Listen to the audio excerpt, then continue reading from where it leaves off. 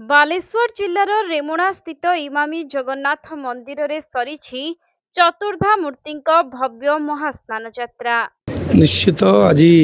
प्रभु जगन्नाथ आज देवस्नान पूर्णिमा सारा जगन्नाथ मंदिर पुरी ठारू आरंभ करी सबू जगह जिते आड़े जगन्नाथ मंदिर अच्छी सबू जगह स्नान पूर्णिमा करा बालेश्वर इमामी पेपर मिल जो जगन्नाथ मंदिर ये एक निरा मंदिर अंचल निश्चित समस्त जो श्रद्धालु मैंने आसुँच प्रभु जगन्नाथ दर्शन लाभ कर निश्चित इमामी कर्तृपक्ष को धन्यवाद देमी एत बढ़िया मंदिर कर लोक आसुँच लोक मैंने भी मुफ्त देखती बुलती प्रसाद सेवन करती ये इमामी कर्तृपक्ष करते मुझे धन्यवाद दूसरी मु निश्चित आशा करमी आपण माध्यम समस्त बालेश्वरवासी को आम जो सप्तस्वर नाल आम त्रिवेणी अच्छी विभिन्न कथा को लेकिन आम जो टूरिज्म कॉरिडोर करने आशा कर इमामी को स्थान दि जाए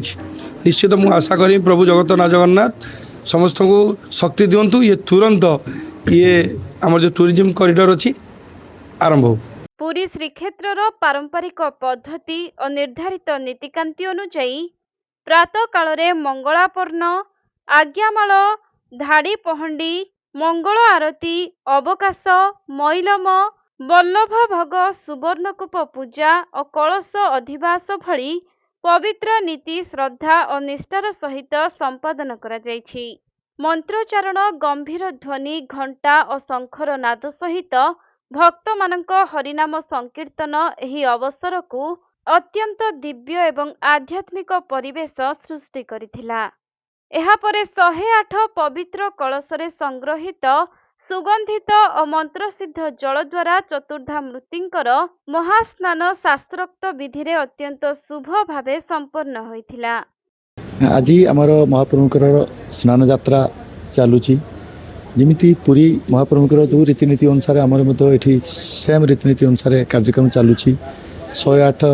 गगरा पानी रे सुवासित जल रे ठाकुर स्नान कर सारी यापर आमर गजानन बेश आरंभ हो गजानन बेश पर 56 भोग ये करा जीवो एवं महाप्रभुकर माने तांकर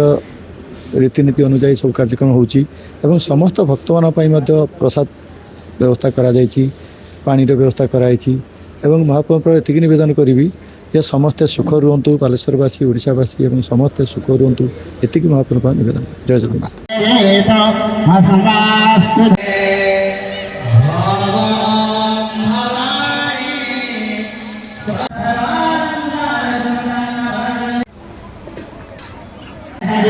बालेश्वर प्रसन्नजीत सेठी रिपोर्ट कोणार्क लाइव।